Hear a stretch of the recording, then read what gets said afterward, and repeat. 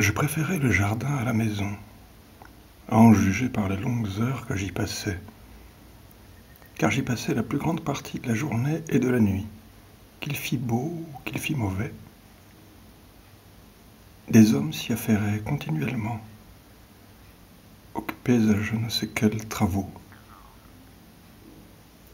car le jardin restait sensiblement le même, jour après jour, abstraction faite des menus changements dus au cycle habituel des naissances, vies et morts.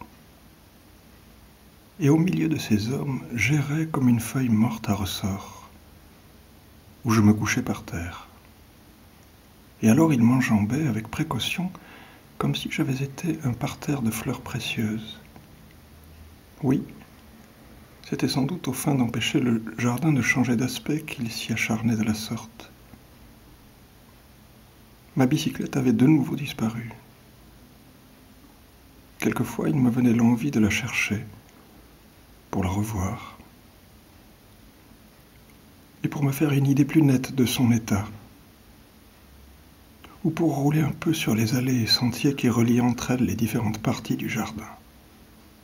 Mais cette envie, au lieu d'essayer de lui donner satisfaction, je restais à la contempler, si j'ose dire. À la contempler qui, peu à peu, se ratatinait et finalement disparaissait, comme la fameuse peau de chagrin, seulement beaucoup plus rapidement. Car il semble y avoir deux façons de se comporter en présence des envies, l'active et la contemplative. Et quoiqu'elles donnent le même résultat toutes les deux, c'est à la deuxième qu'allaient mes préférences. Question de tempérament sans doute. Le jardin s'entourait d'une haute muraille, à la crête hérissée de morceaux de verre en forme de nageoire.